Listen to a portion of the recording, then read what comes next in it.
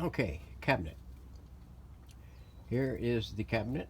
Well, what's remaining of it, less the base.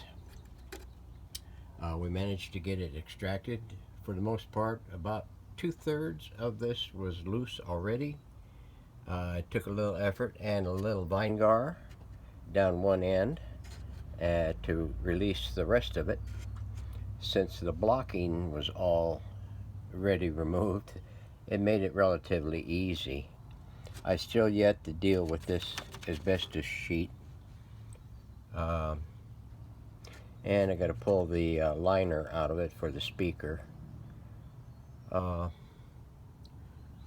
the oh, I already got those are my IF cans baking in the sun. I'll show you some other time on the base. It came out literally in pieces.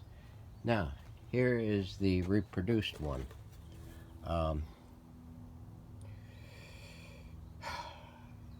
It's a laminated one. It's got a 1/2 inch and a 1/4 inch plywood laminated together to produce the 3/4 of an inch thickness that I needed for that. The 1/4 inch laminated piece was oversized, about 1/2 an inch one way by about 5/16 of an inch the other way, the width way, the wide way, the wah way, and that was so that I'm going to have to take that groove right there is approximately 3/16 of an inch, thereabouts. Might be an eighth, might be a tight eighth. This is 1/4. I'm going to have to take probably one layer, maybe a little bit thicker, out of this. I'll use my palm drum. What is it?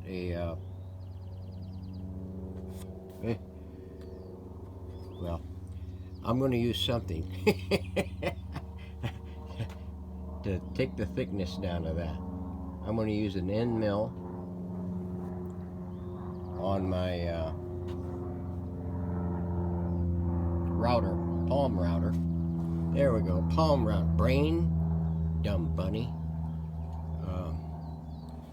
To take it down and shape it all the way around till she fits up, and then we're going to dry fit it. I went ahead and pre-drilled the 1/2 inch thickness, and then once I got this out of the vise, the press, I drilled it the rest of the way through with the holes. These are 3/4 inch holes and a 3/4 inch slot that they had in there originally. All these through holes and this slot is going to get screened in this version. That'll keep the bugs and the gnats and the rats and the bugs and the vermin out of the damn thing until somebody just doesn't take care of it anymore. Okay, so that's what's left to do on this one. So we got a little bit of work left on this one. We still got to sand down the finish and everything. But what I need to do first is get that little crinkle right there repressed. And I really mean repressed down so that it's all on one plane again. So some of this stuff here we're going to have to probably re-lam, but not much of it. Hopefully we can get it without too much of an issue, because I don't know, whoever designed this cabinet sure went crazy with all the doggone gaps in the laminate. I suppose it was cool back then. If you want design, use an exotic laminate. That would be a lot simpler to do. So let me get started on this, and I'll be back for more. Okay, here is the reproduced base for this 439 Zenith. We got the 1-inch slot. I opened it up a little bit. It was 3/4. I had to open it up to 1. These are all halves. This is just a dry fit. I know the clamps and everything, but that's just to ensure the fitment, the way what I want to see, what I want out of it. Now, the one thing I have to do before the glue up is the chassis is being final coated, and it'll be a few hours before I can start handling it. I need to put the chassis in here to see how it's going to line up with the openings, just to ensure that I got the base in and the right thickness at the right height, and then we'll be able to rock. We'll pull it all back apart and glue it up and put it together, clamp it down. Then we'll go in and put the wedge blocks in it, and then I may have to step counterbore the fastening locations for the chassis.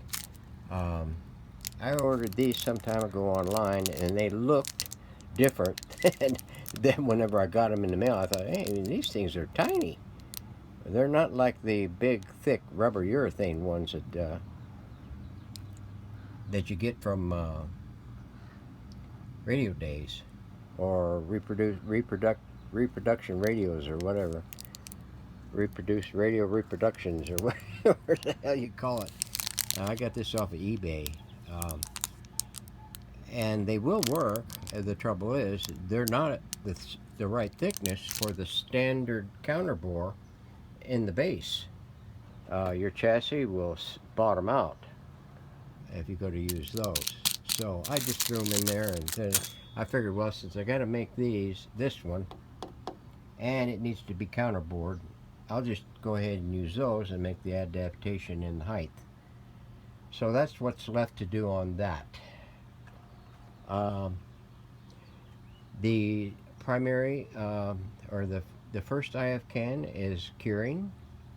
The IF assemblies are complete. They just need to go back in their cans.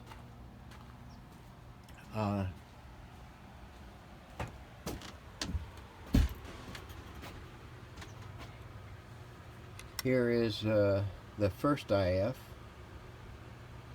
here, ready to go. The second IF is all set, back in its can.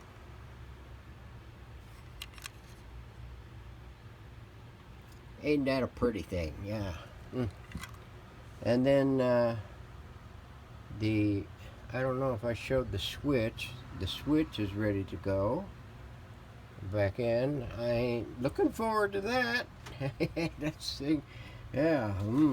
I gotta wrestle them doggone cobras again. And let's see what else is drifty.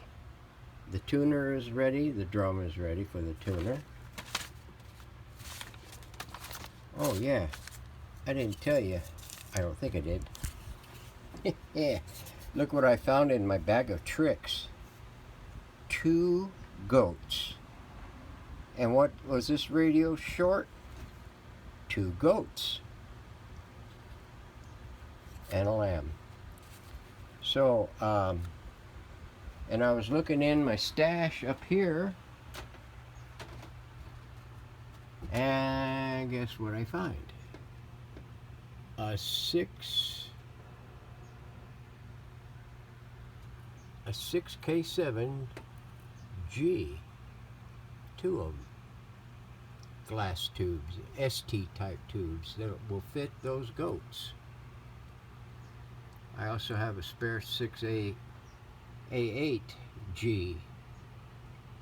ST tube in case it's needed. The transformer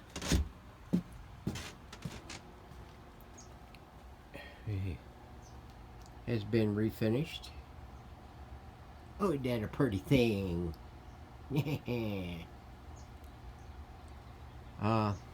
This is done in a, it's been layered with some primer and then gone over with my usual oil rubbed bronze metallic. So that's ready to rock. So stay tuned, we're going to have some more construction coming soon.